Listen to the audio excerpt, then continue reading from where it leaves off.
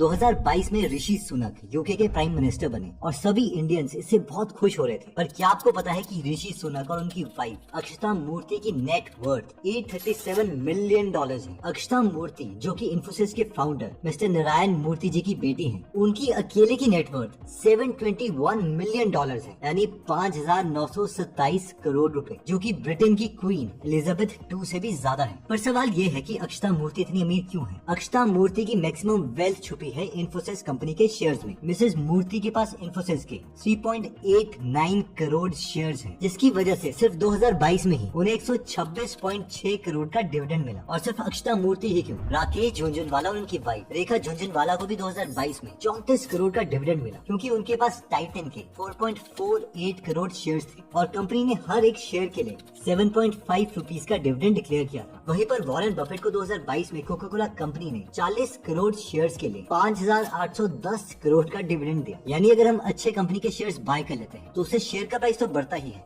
लेकिन साथ में हमें डिविडेंड भी मिल सकता है। अब ये सुनकर हमें से कई लोगों के मन में एक सवाल आ रहा होगा, ये तो बहुत ही फेमस लोग थे, क्या कोई आम इंसान की केस स्टडीज हैं जिनमें वो डिविडेंड से अमीर बने? तो इससे पहले कि हम डिविडेंड कंपनीज में इन्वेस्ट करने का फॉर्मूला देखें, हम 3 मिडिल क्लास लोगों के एग्जांपल देखते हैं जो डिविडेंड से अमीर बने। इनमें सबसे पहला नाम आता है हेफोर्ड पियर्स। पियर्स प्रोफेशन से एक साइंस फिक्शन और मिस्ट्री राइटर है और इन्हें लोग डिविडेंड मिलियनर के नाम से भी जानते हैं। जब वो 53 इयर्स के थे तो उन्होंने अपने पोर्टफोलियो को एनालाइज किया और अपने सारी कंपनीज को 2 लिस्ट में डिवाइड किया। पहली लिस्ट उन्होंने वो बनाई जो ज्यादा डिविडेंड तो देती थी पर एज अ होल कंपनी उतनी तेजी से ग्रो नहीं कर रही थी। सेकंड लिस्ट उन्होंने उस कंपनीज की बनाई जो डिविडेंड भी ज्यादा देती थी, लेकिन खुद वो कंपनीज भी हर साल ग्रो कर रही थी, जैसे कि Coca Cola, Johnson and Johnson, Kellogg, Pfizer और फिलिप मॉरिस। इसके बाद पियर्स ने 30 साल का प्लान बनाया। उन्होंने एस्टिमेट किया कि अगर उनका डिविडेंड 30 साल तक हर साल 10% से ग्रो करता रहे तो वो मिलियनर बन सकते हैं। अब एक्चुअल में उनका डिविडेंड हर साल 10% से ग्रो तो नहीं हुआ, लेकिन वो 8.54% के एवरेज से ग्रो किया और ये परसेंटेज काफी था उन्हें डिविडेंड मिलियनर बनाने के लिए। 1995 से 2017 तक पियर्स ने डिविडेंड से $1 मिलियन से भी ज्यादा कमाया। तो मिस्टर पियर्स की स्टोरी से हमें 3 चीजें सीखने को मिलती है। 1,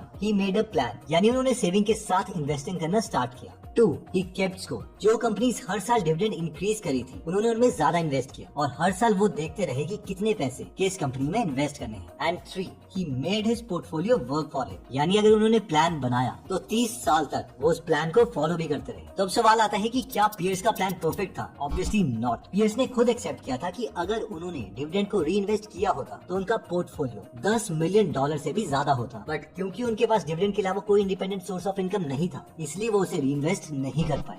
सेकंड अमेजिंग स्टोरी आती है एक लोअर मिडिल क्लास औरत जिनका नाम था एनी श्राइबर। एनी ने कॉलेज पास करके लॉ स्कूल से स्टडीज कंप्लीट करी और वो IRS ऑडिटर की पोस्ट पर काम करती रही। पूरे करियर में वो एक बार भी प्रमोट नहीं की गई। 1944 में 51 साल की उम्र में जब वो रिटायर हुई तो उन्हें हर साल सिर्फ $3150 एनुअल पेंशन मिलती। इसके अलावा उनके पास सिर्फ $5000 की सेविंग थी, लेकिन इसके बावजूद वो एक मिलियनर बने। और ऐसा इसलिए हुआ क्योंकि हर साल वो 80% इनकम अपनी सेव करती थी, जो कि यूएसए में एवरेज सेविंग से बहुत ज्यादा है। उन्होंने स्टॉक लिए और उससे मिलने वाले डिविडेंड को री इन्वेस्ट भी किया। एनी सिर्फ उन्हीं कंपनीज के स्टॉक बाय करती थी जिन्हें वो अच्छे से जानती थी। उनके पोर्टफोलियो में Pepsi, Coca Cola, Chrysler, Pfizer, Paramount जैसी बड़ी बड़ी कंपनीज थी। 1944 में जब उन्होंने इस कंपनी के स्टॉक्स को लिया तो ये कंपनी बहुत छोटी थी, जो आगे जाकर massive dividend and wealth generator companies बनी। उनकी एज के एंड में उनकी नेटवर्थ $22 मिलियन पहुंच चुकी थी, जो कि उन्होंने Yeshiva University Stern College for Women और न्यूयॉर्क सिटी के Albert Einstein School of Medicine को दे दी थी। थर्ड केस स्टडी आती है कर्ट डेगरमैन की। कर्ट स्वीडन में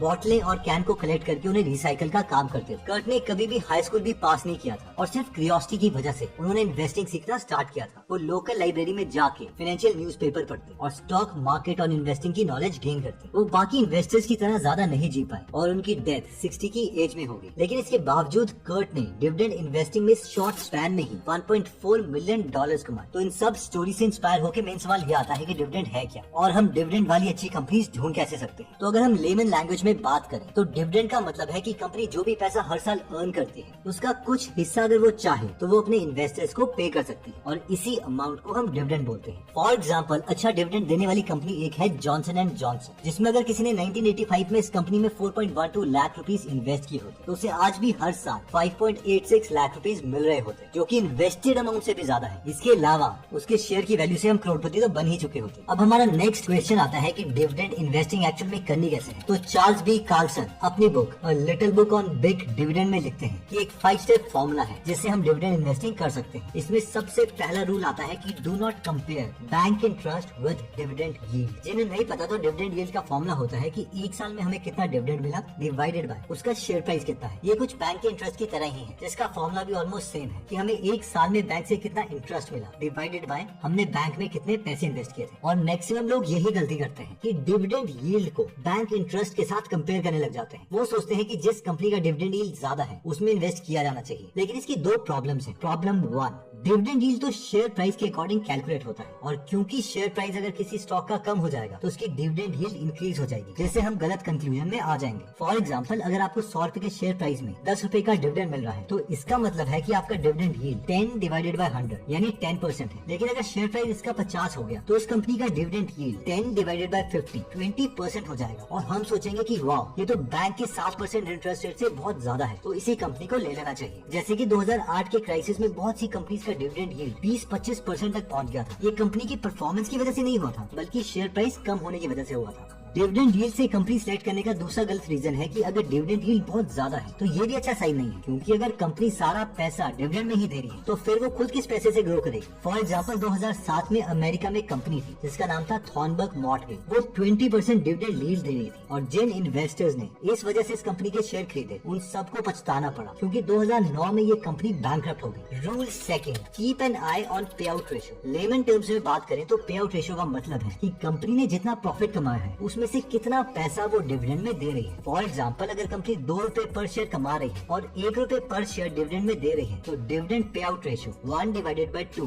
50% हो गया। लेकिन अगर किसी कंपनी का डिविडेंड पे आउट रेशियो भी बहुत ज्यादा है तो ये भी अच्छी बात नहीं है। इसका अगेन यही मतलब है कि कंपनी को खुद भी पैसे चाहिए ग्रो करने के लिए। कार्लसन के अकॉर्डिंग 60% से ज्यादा पे आउट रेशियो कंपनी का नहीं होना चाहिए। दूसरा क्राइटेरिया जो कार्लसन अपनी बुक में बताते हैं वो है क्वाड्रिक स्कोर। अब क्वाड्रिक स्कोर निकालने के लिए कंपनी के 100 नंबर चाहिए, जो कि एक एवरेज इन्वेस्टर के लिए काफी डिफिकल्ट है। लेकिन कार्लसन ने अपनी वेबसाइट bigsafedividends.com में यूएस की टॉप 1500 कंपनी S&P 1500 का क्वाड्रिक स्कोर निकाला हुआ है, और वो बोलते हैं कि उन्हीं कंपनीज में डिविडेंड के लिए इन्वेस्ट किया जाए जिसका क्वाड्रिक स्कोर 75 से ज्यादा हो। अब अगर हम यूएस की कंपनीज में इन्वेस्ट करते हैं तो हमारे लिए ये डेटा यूजफुल हो सकता है कंपनीज को स्क्रीन करने के लिए। रूल 3, द पावर ऑफ री इन्वेस्टिंग। वीडियो के शुरू में ही हमने हेफर्ड पियर्स का एग्जांपल लिया था, जिन्होंने एक्सेप्ट किया था कि अगर वो अपने डिविडेंड्स को दोबारा से री इन्वेस्ट करते तो उनका पोर्टफोलियो 10 टाइम्स बड़ा होता। और ऑब्वियसली हम ये गलती नहीं करेंगे। अगर हमने रिचेस्ट मैन ऑफ बेबीलोन पढ़ी है तो उसमें हमने ये लेसन जरूर सीखा होगा कि रियल वेल्थ अपने पैसे को री इन्वेस्ट करने से आती है। हमारा एक गोल्ड कॉइन, छोटे छोटे गोल्ड कॉइन्स क्रिएट करना चाहिए और वो आगे अपने बच्चे। वैसे इस बुक में दिए गए सारे लेसन बहुत इंपॉर्टेंट है। अगर हम इसकी फ्री बुक समरी हिंदी में सुनना या पढ़ना चाहते हैं तो हम गूगल एप्लीकेशन डाउनलोड कर सकते हैं, जिसमें सारे इन्वेस्टिंग और मनी से रिलेटेड बुक्स हैं जिन्हें हम ट्रैवलिंग करते हुए सुन सकते हैं, ताकि इस टाइम को भी हम यूटिलाइज कर सकें। क्योंकि जो हमारे फ्रेंड्स हैं जो स्ट्रैटेजी को यूज कर रहे हैं, हम उनसे पीछे न रह जाएं। इस ऐप को 1.5 लाख लोगों ने 4.8 स्टार की रेटिंग दी है, तो इस ऐप को जरूर डाउनलोड कीजिए। इसका लिंक मैंने डिस्क्रिप्शन और फर्स्ट कमेंट में दे दिया है। देखिए, अपने डिविडेंड्स को बार बार री इन्वेस्ट करने से हमारा टोटल नंबर ऑफ शेयर्स हर साल बढ़ते रहते हैं, जिससे हमें और ज्यादा डिविडेंड मिलेगा, और इस कंपाउंडिंग साइकिल की वजह से हमारी वेल्थ ड्रास्टिकली इंक्रीज होने लगेगी। Rule 4, buying just before dividend date. ये पॉइंट कहता है कि बहुत से लोग ये सोचते हैं कि वो कंपनी के डिविडेंड डिक्लेयर करने से पहले ही शेयर्स खरीद लेंगे, और जैसे ही उन्हें डिविडेंड मिल जाएगा वो शेयर्स को बेच देंगे। लेकिन इससे ओवरऑल फायदा नहीं होता। इसे एग्जांपल से समझते हैं। इमेजिन कीजिए कि 20 अगस्त 2020 को इन्फोसिस अनाउंस करती है कि वो डिविडेंड हर शेयर के लिए 9.5 रुपए देगी। वो अपनी एक्स डिविडेंड डेट को अनाउंस करती है अक्टूबर 1, 2020, जिसका मतलब है कि जिसके पास इस दिन कंपनी के शेयर्स थे सिर्फ उन्हीं को ही डिविडेंड मिलेगा। तो आप डिसाइड करते हो कि आप 30 सितंबर 2020 को कंपनी के 100 शेयर्स खरीद लोगे ताकि आपको डिविडेंड मिल जाए। लेट्स से कि 30 सितंबर 2020 को इन्फोसिस का एक शेयर 1000 रुपए का था, तो आपने उसमें 1 लाख रुपए इन्वेस्ट कर दिए, यानी आपको 100 शेयर्स मिल गए। अब 9.5 रुपए के हिसाब से आपको 100 into 9.5 950 रुपए का डिविडेंड मिलेगा। अब होगा ये कि अक्टूबर 1, 2020 को एक्स डिविडेंड डेट के दिन इन्फोसिस का शेयर का प्राइस गिर जाएगा, क्योंकि आपकी तरह बाकी लोग भी सोच रहे हैं। तो लेट्स से कि अगर इन्फोसिस का शेयर का प्राइस पहले 1000 रुपए था और वो गिर के 990.5 रुपए हो गया है, जिसका मतलब है कि आपके 100 शेयर के price 990.5 5 into 100 is equal to 99050 rupees हो गया और साथ में आपको 950 रुपए के डिविडेंड्स मिले। तो ओवरऑल जो आपके पैसे थे वो उतने ही रहे, साथ में आपने इतनी मेहनत भी करी और टैक्सेस और बाकी फीस एक्स्ट्रा। इन शॉर्ट ये एक अच्छी स्ट्रैटेजी नहीं है। Rule 5 correct diversification. ऑथर कहते हैं कि सेफ साइड रहने के लिए हमें 4 तरीके से अपने पैसों को डाइवर्सिफाई करना चाहिए। Method 1 diversification across assets. Goal ये है कि हम ऐसे एसेट्स ओन करें जो एक दूसरे के साथ ज्यादा कोरिलेटेड ना हो, जैसे कि शेयर्स के साथ हमारे पास बॉन्ड्स या फिर गोल्ड हो सकता है, ताकि अगर एक एसेट थोड़े टाइम के लिए डिप करता है तो भी हमारा ओवरऑल पोर्टफोलियो स्टेबल रहे। सेकंड डाइवर्सिफिकेशन विद एसेट्स, यानी हम हर एसेट ग्रुप के अंदर भी डाइवर्सिफिकेशन करें। फॉर एग्जांपल अगर हम शेयर्स खरीद रहे हैं तो हम लार्ज, स्मॉल और मिड साइज कंपनी के शेयर्स खरीद सकते हैं। थर्ड डाइवर्सिफिकेशन अक्रॉस टाइम,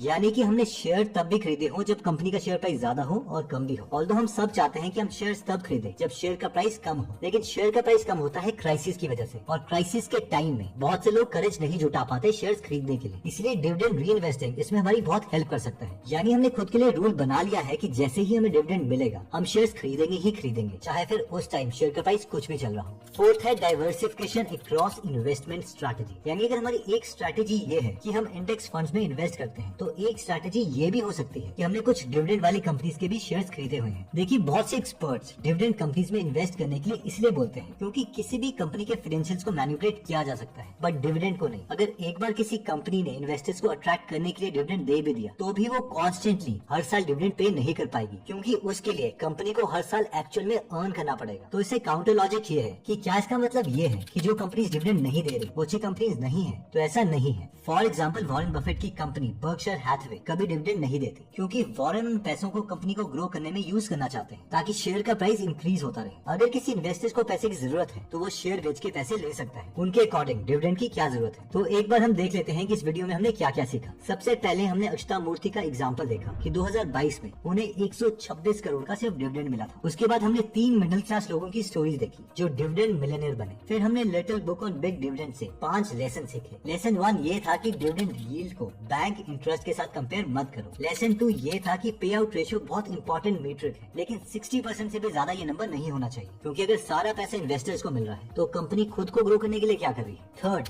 बार बार अपने डिविडेंड्स को इन्वेस्ट करते रहो ताकि कंपाउंडिंग का हमें बेनिफिट मिले। फोर्थ, डिविडेंड की डेट से जस्ट पहले शेयर्स खरीदना एक अच्छी स्ट्रैटेजी नहीं है। ओवरऑल इसमें नुकसान ही होता है या फिर बहुत टाइम वेस्ट होता है। फिफ्थ, 4 तरीके से हम अपने पोर्टफोलियो को डाइवर्सिफाई कर सकते हैं। 1 diversification across assets. Second, assets के अंदर भी डाइवर्सिफिकेशन करो। थर्ड, टाइम डाइवर्सिफिकेशन करो। और फोर्थ, स्ट्रैटेजी में भी डाइवर्सिफिकेशन करो। रिचेस्ट मैन इन बेबीलोन की बुक समरी